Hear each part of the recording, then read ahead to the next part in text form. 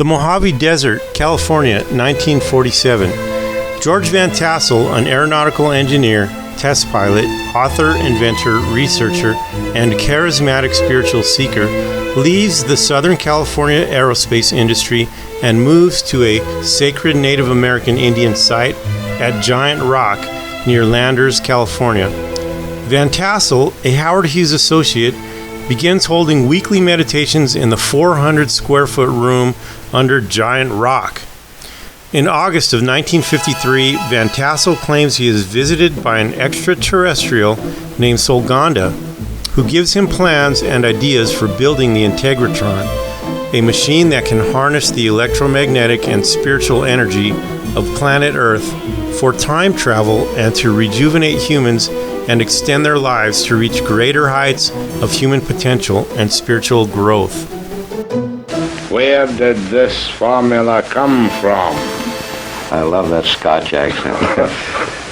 Jack, the formula came from a ship that landed at my airport in 1953 on August the 24th, which had 4 people aboard it that came from another planet. I'm breathless. Well, you're not only breathless, I was breathless. But I'm cynical, too. Well, that's fine. That's the way to be. In fact, I'm a bigger skeptic than you are on many things. Around the same time, Van Tassel also began channeling an extraterrestrial named Ashtar Shiran and spawned the Ashtar movement, which became a worldwide New Age UFO religious movement based on the ongoing contacts and channeling with Ashtar and the Galactic Federation of Light. But something was amiss. Van Tassel worked on the Integratron for 18 years, with help from many others, including Howard Hughes. Meanwhile, the UFO religion movement was growing, with 11,000 people attending gatherings at Giant Rock in 1959. But all was not well. The history of the Ashtar movement is an ongoing cycle, drawing thousands of people into a belief system, then leading them down a road of false expectation, followed by numerous failed predictions over and over. This still occurs today in different forms, such as with QAnon and the ongoing Ashtar and Galactic Federation of Light movements, which are all alive and well on social media. Then, in 1978, Van Tassel died suddenly a few weeks before the Integratron was scheduled to open. George Van Tassel's proprietary electronic equipment, notes, and diagrams disappeared from the property shortly after his death and have not surfaced to date. His FBI file is still classified. The Integratron was never fully completed. Then, in the early 80s, a group of 3 people calling themselves L&L Research, headed by physics professor, commercial pilot, and UFO researcher Don Alkins, began channeling an extraterrestrial group identifying themselves as Ra. Ra claims to be a 6th density or dimensional spiritual group that went through what the human race is going through now, roughly 2.6 billion years ago, on Venus, right about the time life on Earth began. As a higher density, positively oriented spiritual group, Ra has, at certain historical times, been involved in trying to raise human spiritual development. For instance, in ancient Egypt, Ra was instrumental in the building of the pyramids and had an incarnate representative during the time of the pharaoh Akhenaten, which created the Egyptian deity worshipped as Ra. The L&L group was able to channel Ra for 106 sessions spanning 3 years. Ra identifies 2 opposing extraterrestrial groups, one positive, benevolent, and in service to others, called the Confederation of Planets, to which Ra belongs, and one negative, self-serving, deceptive group with a desire to oppress, dominate, and exploit humans, called the Orion Group.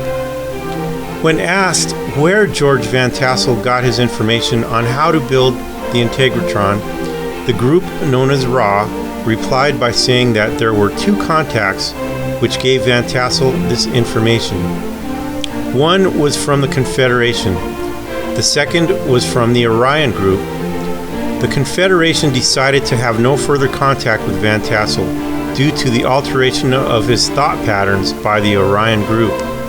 However, because he was devoted at heart to service to others, the worst that could be done by Orion was to discredit Van Tassel through him passing on their false expectations and failed predictions. Is this struggle between the Confederation and the Orion group actually the war in heaven between good and evil over man's soul that is talked about in the Bible? Was Solganda, the extraterrestrial that visited Van Tassel in 1953, part of the Confederation? Was Ashtar a member of Orion? Was Ashtar's involvement with Van Tassel simply a way to distract Solganda's and Van Tassel's mission and sabotage their efforts to help free humanity from earthly bondage? Is the frequent deception in the UFO spiritual and religious movements a way for the Orion group to lead people down a road of deception, to discredit and discourage spiritual seeking in the general population through presenting false saviors and subsequent failures? Our interest in this subject is fully present because we believe this leads to greater insight into the higher forces, both dark and light, that shape the conflicts and events in the past, present, and future of our world, especially in these times of increasing political polarization and conflict, plagues, natural disasters, and societal chaos.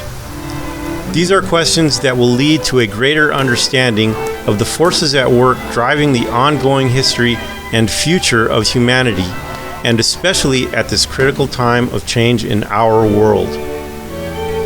Our intention is to delve much deeper into all of this in a multi-part docu-series examining in detail the historical events surrounding the extraterrestrial characters, influences, and events that play such a large part of this story, and how they may have influenced human history, tracing it to present day and the potential impact this may have on our future.